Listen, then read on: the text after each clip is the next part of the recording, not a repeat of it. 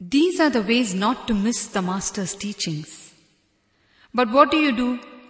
You come here and you listen to me talking, or buy and read some of my books. And then you praise me as a great orator and forget about me. Or you advise some friends to listen to my speeches, and you simply go back to your old ways of doing things. What can be done then? Please understand, I don't want you to preach my teachings to others. I want you to practice them. Listen to this small story. A man went to Africa for a holiday. He was walking in his backyard one day when he was confronted by a lion that leapt at him. He quickly ducked and the lion landed in the bush nearby. The next day, the man went walking again and the lion appeared and attacked him once more.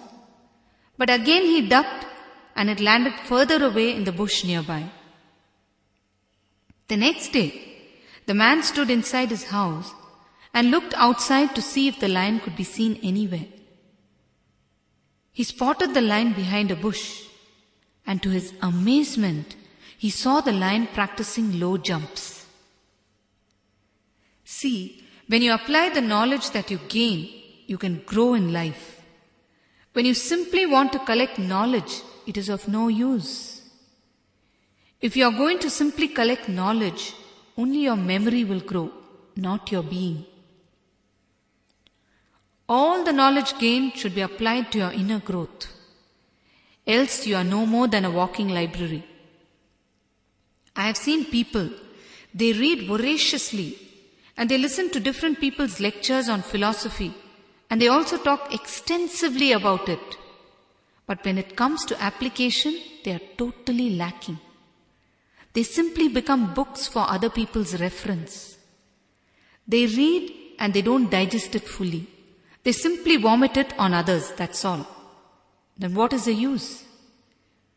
Only when you yourself grow with awareness, you can help yourself as well as others. You need an experiential understanding. The key here is not even applying what you hear for the sake of the outer world benefits. It is applying what you hear to bring in more awareness into yourself, to understand that the outer world is an illusion and that everything that needs to be achieved is inside you. The milestones reached in the outer world will then become just incidental in the whole process. When you listen to Masters talk, just absorb and imbibe. Masters talk only the truth. It is like this. There is a vast, dense forest and you are trying to explore it with a small lamp that is your mind. With the light of the small lamp, you see a few feet ahead and put down what you see as the truth. This is what scientists do. They see a few feet ahead and come out with one theory today. After some time, they go a few feet further ahead with that light and see a few feet further now and see something more. Then they discard the truth they declared yesterday and bring in a new truth. Be very clear. What was truth yesterday but untruth today could not have been truth even yesterday. Anyhow, this is how they are trying to explore a dense forest with their mind.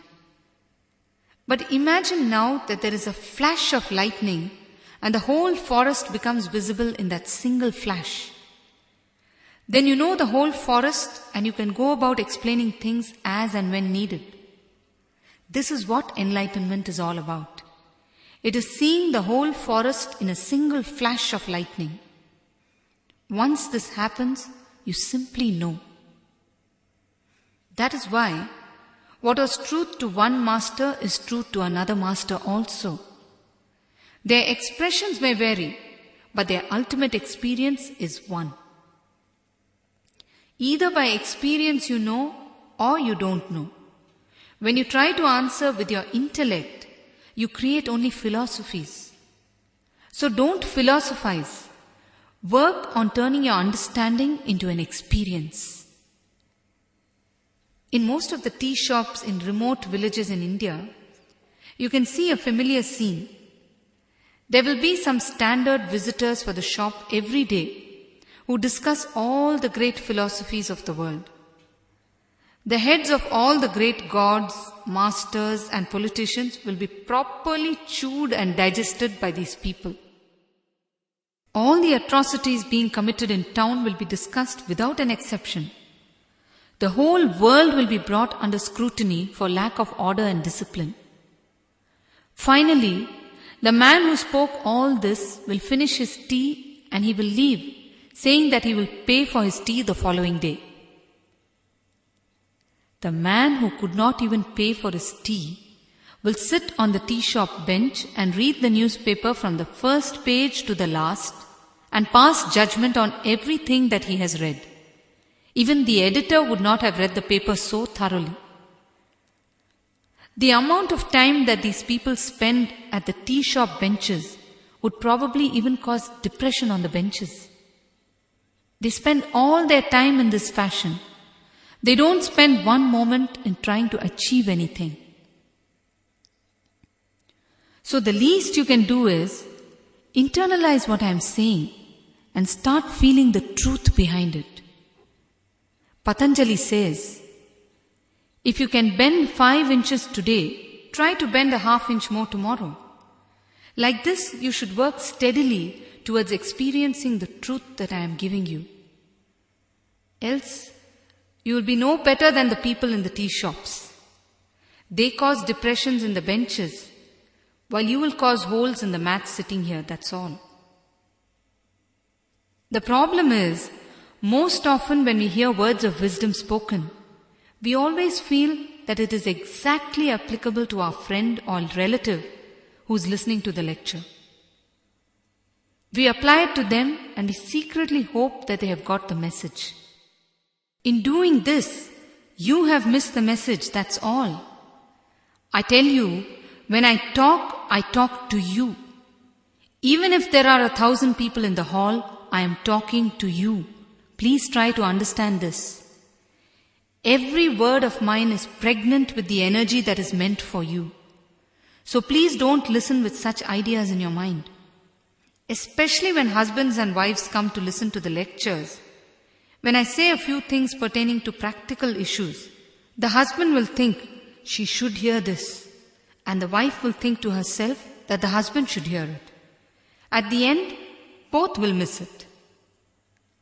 Man's inherent nature is to accumulate money and material things.